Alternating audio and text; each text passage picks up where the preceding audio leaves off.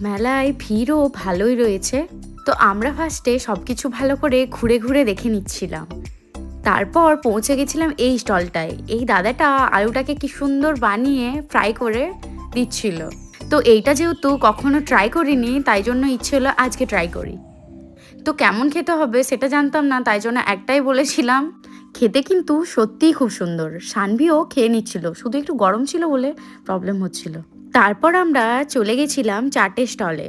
তো ওখানে গিয়ে চাট খেয়ে নিলাম। তারপর হাজব্যান্ড চলে গেছিল চায়ের দোকানে একটা চা টেস্ট করার জন্য। ওখানে অনেক রকম চা পাওয়া যাচ্ছিল।